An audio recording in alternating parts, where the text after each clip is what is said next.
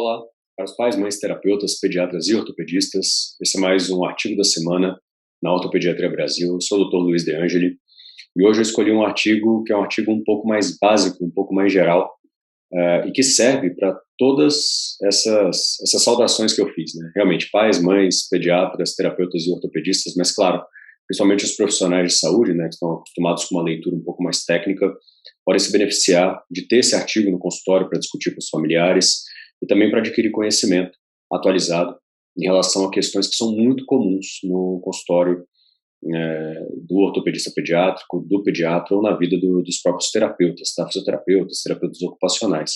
Então, é um artigo que eu já adianto, recomendo fortemente que vocês leiam por completo e tenham com vocês como uma, entre aspas, arma, né, de argumentação, né, para mostrar quais são as condutas mais adequadas em relação a esses temas. Eu vou compartilhar para quem estiver vendo aí no YouTube a tela do artigo. Tá? Eu não vou correr o artigo todo, claro, por questões de direitos autorais. Esse artigo é um artigo que não é um artigo aberto. Tá? Então, o título diz assim, são os destruidores de mitos, né, da ortopedia pediátrica. Né? A verdade sobre o pé plano flexível, as torções tibial e femoral, sentar em W e andar na ponta dos pés, ou a marcha em equino idiopática. Né? Esse artigo é um artigo de revisão, foi publicado pelo grupo de Nova York, do HSS, que é o Hospital for Special Surgery, que é um grupo bastante confiável, né? E de 2021. Né? Basicamente, o que eles fizeram? Eles avaliaram, eles fizeram uma revisão de literatura, tá? Isso não é uma revisão sistemática, para deixar bem claro aqui, mas os autores, eles buscaram na literatura quais são as evidências e o que pode acarretar de mal e de bem tratamentos e as condições que eu falei acima, né, que eu falei no título. Então, eles discorrem sobre cada uma delas, mostrando o que é verdade e o que não é verdade, o que a gente tem de evidência até hoje em relação à evolução e tratamento dessas condições. E o legal é que eles trazem recomendações bem objetivas no final de cada tópico, e os tópicos, eles são bem curtinhos. Tá? Eu recomendo muito, assim, quando eu discuto alguma conduta com algum pediatra que me encaminhou um paciente por algum desses motivos, e costumo até encaminhar o artigo, que é um artigo super legal, né, dos próprios pediatras, como eu falei, tem até no consultório, para poder discutir algumas coisinhas com os pais. Lembrando aqui, né, gente, isso não substitui uma consulta, tá? Claro. Então, para os pais e mães que estiverem vendo, né, essas discussões de artigo, essas recomendações, nada disso substitui uma consulta com o médico. Tá? Mas essas informações, elas derrubam aí de verdade alguns mitos e algumas crenças que a gente traz às vezes do passado, né, principalmente aí para os cuidadores, né, dos pacientes, pais e mães, e também da faculdade, né. Existem alguns mitos aí que às vezes os pediatras ou os próprios ortopedistas podem ver na faculdade e e, que nós já temos evidências de que as coisas não funcionam muito bem daquele jeito. Por exemplo, vou dar um exemplo aqui bem básico. Por exemplo, utilizar botas e palmilhas para melhorar o arco no pé plano. Tá? Não estou falando de tratamento de sintomas, tá? Estou falando de melhora do arco, pura e simplesmente. Né? Como nós já sabemos hoje, que nós não temos evidências de que eles realmente ajudam, que a melhora dos pés, ela acontece naturalmente, principalmente ali durante os primeiros 10 anos de vida. Tá? Então, vou parar aqui o compartilhamento, vou voltar aqui para a tela. Mas só para dar um resumo para vocês, né, para quem estiver ouvindo, claro, né, de quais são os principais achados, assim, e as recomendações que eles trazem para cada uma dessas questões. Eles começam ali pelo pé plano valgo flexível assintomático, ou seja, aquela criança que tem um pé chato, mas ela não possui nenhum sintoma, tá? Depois da revisão da literatura, etc., alguns pontos interessantes. Eles descobriram que os pés, eles melhoram de maneira natural, tá? Naqueles pacientes não neurológicos, os pés tendem a melhorar de maneira natural, principalmente durante os primeiros 10 anos de vida. Porém, é interessante citar que eles colocam uma referência aqui, que é a 11ª do artigo, que o arco ele pode continuar melhorando até a maturidade esquelética, ou seja, alguns pacientes, mesmo até depois dos 10 anos, podem ter melhora, né, do arco plantar, ou seja, do formato do pé até a maturidade esquelética, o que é bem interessante. Eles trazem também as recomendações, né, depois da revisão de literatura. Eles falam assim, não prescreva órteses para crianças com pé plano flexível assintomático, ou seja, pelo fato de as palmilhas e botas terem se mostrado ineficazes, ele cita aqui 3 referências em relação a isso, eles recomendam não prescrever nenhum tipo de palmilha, bota, igual a gente fazia muito no passado, né? Nos anos 90, 80 aí, eram principalmente utilizados com bastante frequência pelos ortopedistas, porque naquela época a gente acreditava que fazia uma diferença interessante, né? Eles trazem também como recomendação que essas palmilhas ou órteses podem ser utilizadas até para alguns pacientes, né, em que os pais estão preocupados aí com questões estéticas, tá? Essa recomendação é meio duvidosa, né? Mas enfim. E que a gente deve reafirmar para as famílias de que o arco ele não vai melhorar por causa disso, mas é uma consequência da evolução natural desses pés. E o mais importante aqui, principalmente para os pediatras, né, é quando mandar o paciente para o ortopedista pediatra. Claro, no caso de qualquer tipo de dúvida ou de deformidades muito importantes, encaminhe. Mas principalmente quando os pacientes se referem dor, incapacidades funcionais ou dificuldades, né, de adaptação aos calçados. Além disso, né, quando os pés são rígidos, e não se trata mais de um pré-plano flexível assintomático, o paciente também deve ser encaminhado. Tá? O artigo, inclusive, ele traz umas figuras bem legais aqui, mostrando o teste da ponta dos pés, né, mostrando a curva, né, o arco plantar medial se formando quando o pé está fora do solo, que são alguns dos achados do exame físico que demonstram aí que o pé ele é flexível, né? É uma das diferenciações, tá? Muito bem. Então, próximo tópico, eles chamam de in-toeing e out-toeing, que é o quê? Andar com os pés mais virados para dentro ou os pés mais virados para fora. Tá? Então, quais são as principais recomendações referentes a isso, né? O in-toeing e o out-toeing, inclusive, as figuras sobre essa parte do artigo são sensacionais, inclusive o gráfico que eles colocam aqui, mostrando como é que é a melhora natural desses parâmetros até a adolescência do paciente, são muito úteis aí no consultório, tá? Inclusive imagens do exame físico bastante interessantes, né?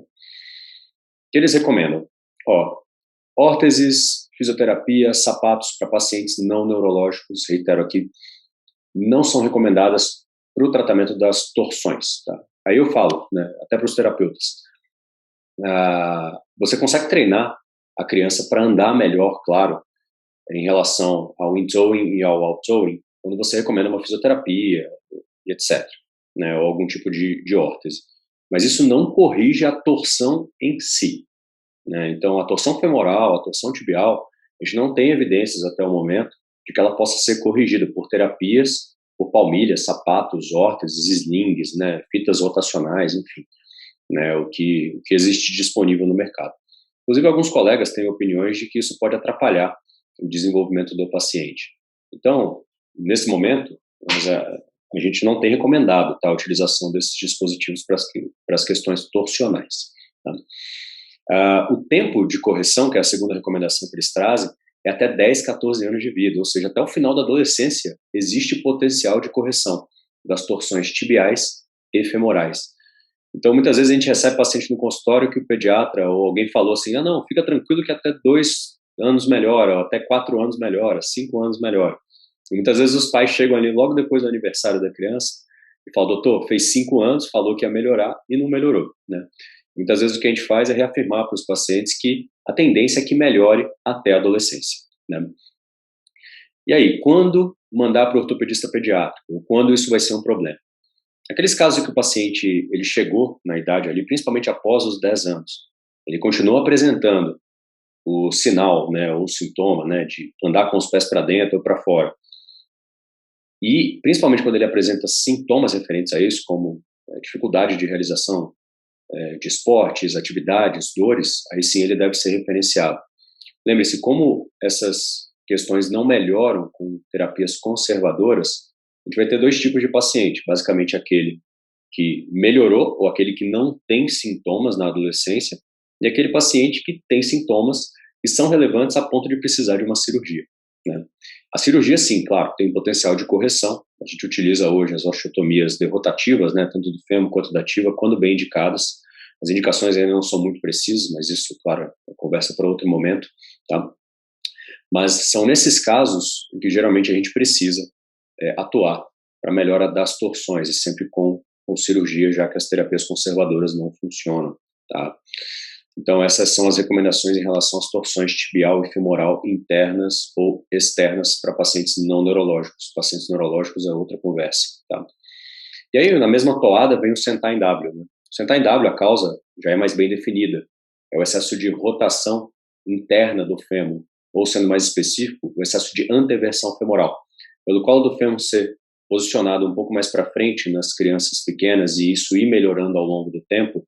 É muito comum que no início da vida as crianças tenham facilidade em sentar em W. Existe o mito de que sentar em W faz mal, que causa displasia do quadril, que desloca o quadril, que dá qualquer tipo de problema ali na região, principalmente em relação aos quadris, né? Bom, o que eles viram de evidências na literatura? Tá? Que não tem nenhuma necessidade de você corrigir as crianças que sentam em W, porque isso é uma postura que é causada pela forma em que o fêmur é rodado durante a primeira infância. Isso não faz mal, é uma posição de conforto para a criança ali no início, né? Eles até recomendam, né, na segunda recomendação do tópico, que você até possa ensinar a criança a sentar de maneiras diferentes e que, às vezes, essa postura ela não deva ser, assim, estimulada, mas que o paciente ele deva ser ensinado a sentar de algumas outras formas. Mas isso, claro, é uma recomendação um pouco empírica, porque a gente também não tem evidência de que isso vai trazer qualquer benefício para o paciente, tá? Ou seja, eles recomendam que você não corrija o paciente, mas que você mostre para ele outras formas de sentar, como uma forma aí de estimular o aprendizado, tá? Simplesmente isso. E quando a gente deve referenciar o paciente para o ortopedista pediátrico ou ver que isso daí é um problema, né? Então, eles indicam que o paciente seja encaminhado quando eu tenho algum déficit funcional ou quando a gente tem alguma dificuldade, alguma preocupação em relação a atrasos no desenvolvimento neuropsicomotor, né? Ou alguma preocupação em relação a algum diagnóstico neurológico que esteja ali subjugado, né? Então, quando eu tenho preocupações em relação à criança ter outro diagnóstico, um diagnóstico neurológico, ou quando eu tenho um déficit funcional, são esses os principais casos em que a criança deve ser encaminhada, tá? A torção femoral, ela geralmente vai se corrigir até a adolescência, como a gente falou no tópico anterior, tá? Então, a criança, ela pode sentar em W, digamos assim, durante um período prolongado. Em algumas crianças corrige um pouco mais cedo, em outras um pouco mais tarde, desde que não haja déficits funcionais, dor ou uma suspeita de uma doença neurológica. Geralmente a gente não precisa corrigir, isso tende a se resolver sozinho. Claro, na dúvida, referir o paciente, ou encaminhar o paciente ao ortopedista pediátrico, é a conduta que deixa tanto os pediatras, terapeutas ou familiares um pouco mais tranquilos, né?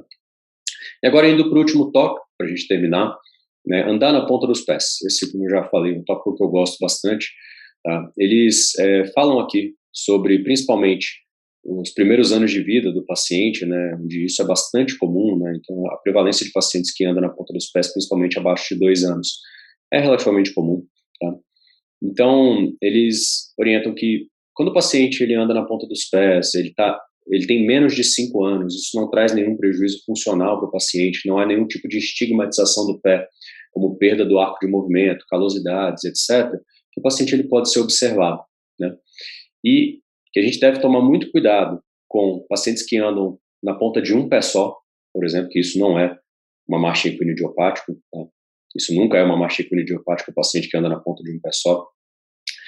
Pacientes que começaram a andar na ponta do pé depois de algum tempo, né, que eles chamam de Rapid Onset Toe Walking, né, pacientes com contraturas muito importantes, pacientes com alterações no exame neurológico, tá? Esses pacientes, sim, eles devem ser referenciados, principalmente aqueles que continuaram andando na ponta dos pés após os 5 anos de idade, tá? E se o paciente ele passou ali dos 5 anos, ele é um paciente que merece um encaminhamento assim, com 100% de certeza ao ortopedista para observação ou tratamento conforme ali a necessidade, tá? Geralmente eu oriento os pediatras, né, não com base nesse artigo, mas em outras literaturas, que se o paciente passou de 3 anos e ele anda na ponta dos pés, já é interessante que ele seja encaminhado ao ortopedista pediátrico, pelo menos para observação. Mas um dos estudos aqui que é citado, que é um estudo populacional sueco de 2018, do Engström, ele mostra que até 60% das crianças melhoram até 5 anos e meio. Então ele traz essa recomendação aqui no artigo, e orienta que o paciente pode ser observado até 5 anos sem problema algum. Tá? Então, você pode tomar sua decisão aí, conforme o seu conforto, né, o pediatra, o terapeuta que está acompanhando um paciente desses, de encaminhar o paciente aos 3 anos, ou obrigatoriamente encaminhar depois de 5,5 anos de vida, que é o que tem evidência na literatura. Né? Ele ainda traz algumas recomendações sobre tratamento, né, sobre gestos seriados, que tem uma evidência bacana na literatura de resultados a longo prazo, e eventualmente cirurgia para aqueles casos em que o paciente tem uma contratura bastante importante, né, ali da região. Ele fala sobre terapias também, que podem ser eficazes, né, na melhora das contraturas, né, e basicamente são essas as recomendações que eles trazem da literatura, né. Ele ainda ressalta aqui que em pacientes um pouco mais velhos, né, depois de 7 ou 9 anos, as cirurgias elas podem ser consideradas como tratamento inicial. Mas antes disso, os gestos seriados, as terapias costumam ter uma boa evolução. Claro, tem algumas coisas aqui que eu não concordo em relação, principalmente à marcha equilidiopática, mas em relação aos outros tópicos, eu acho que o artigo ele é muito esclarecedor, principalmente para derrubar aqueles mitos de ortetizações, né, serem eficazes para melhora de torções, para melhora do pé plano valgo flexível, o mito sobre sentar em W, que realmente é verdade, a gente vai discorrer aqui em outros vídeos também. Então, esse artigo é um artigo que eu recomendo fortemente, como eu disse no início, que os pediatras, terapeutas e os ortopedistas também tenham no consultório, para poder argumentar com as famílias os benefícios e ou malefícios que os tratamentos ou ausências de tratamento podem causar em relação a esses tópicos. Tá? Bom, acho que por hoje é isso. Esse artigo ele vai abrir também uma outra sessão aqui do canal, que vai ser destinada aos pediatras, pais e mães, sobre problemas comuns da infância. Eu vou discorrer sobre, de maneira um pouco mais específica, sobre esses tópicos, inclusive que eu falei aqui, alguns outros tópicos que são muito comuns no consultório do ortopedista pediátrico e do pediatra, tá?